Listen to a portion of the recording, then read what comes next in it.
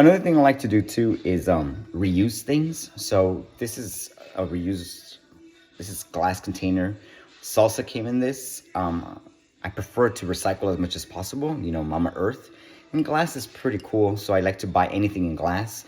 When you do use your carrier oil, make sure that you buy carrier oil that is in a glass. Don't buy plastic.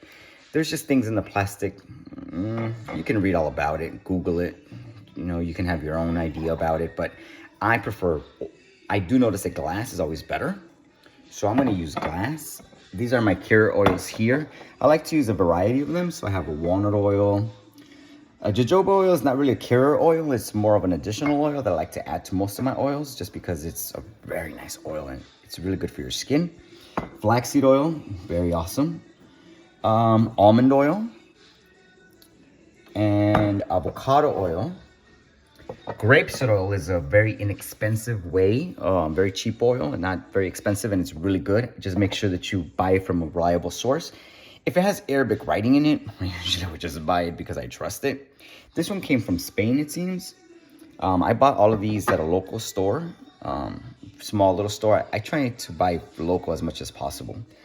So as you can see, I'm already making some other oils here. This one I kind of didn't take off the label off of it so you can see what it is. But I'm making strawberry oil in here.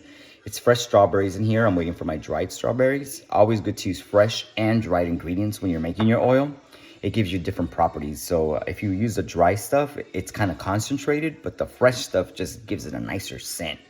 And it also, you take some of those emollients from it, some of those vitamins, those type of things. You can Google all of that, but I'm just gonna show you about how I make my oils. I also have my containers over here. These are plastic, so I'm probably not gonna use these. I bought them off of Amazon. These are awesome. They're glass. They're very inexpensive. I found them at Dollar Tree for $1. There's 4 of them for $1. So you don't have to wait for them to be delivered or, you know, anything else. You can just get them at the Dollar Tree. Pretty inexpensive. And all right, we're gonna start making my oil. I'm gonna go ahead and drop in.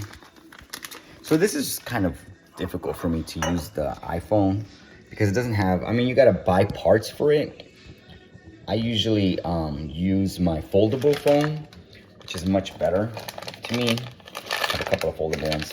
But anyway, so this one has, it seems it has a couple of them. It does come from Madagascar, which is supposedly the best place for vanilla. It's also a really good place for chocolate, surprisingly, right? When I was in the coffee business, we used to buy a lot of stuff from Madagascar and Tanzania and different parts of Africa. And for now, this is the first time I actually make vanilla oil from scratch. So I'm gonna use a couple of these beans. So from what I understand is one is supposed to be strong enough, but I'm gonna use 2 for this one. And I'm just gonna let it boil for a little bit. So there it is. I'm just gonna let it boil. It's just a regular pan. Preferably, it's always good to use 100% metal, like stainless steel pans, like this. Especially if you're a practitioner of, you know, the arts, you should always use real metal that comes from earth. This one is more something that I just found, and it's kind of a cheaper thing, but you know, I'm just starting right now, so I will probably buy something better in the future, but for now, this is what I have. And it's crazy because I just put them in there and I can already smell it. It's really strong. So this is just water in here. I haven't put anything in it yet. I like to boil it first and then I'll add the oil, and then you slowly cook it for a while. You just kind of let it, you know, that's the fire right there. It's very, very low. It's as low as I can go. I'm trying to put it a little bit lower because actually it's at a 2. So just kind of let it slow. So the thing about oil is you have to make it slowly. The slower you make it and the longer it takes you to make it, the better it actually is because it'll concentrate, it'll give everything. That's it. My hands already smell like vanilla. It's probably gonna smell like that all day. It's a little strong. So now that these are in a plastic, so if you practice the arts, you know that you're really not supposed to use plastic much. So I'm gonna go ahead and transfer these over. I'm gonna transfer them into glass. It's always best to use glass. It just preserves a lot better. You can put it in plastic, but if you're a practitioner of the arts, you don't really want to put things in plastic ever. Every book you ever read about it, every tradition will always tell you to use glass. So I'm gonna go ahead and use the glass. See, it fits perfectly, and I didn't even think about it. I just buy these because they're, I love the sauce. The green sauce is freaking delicious.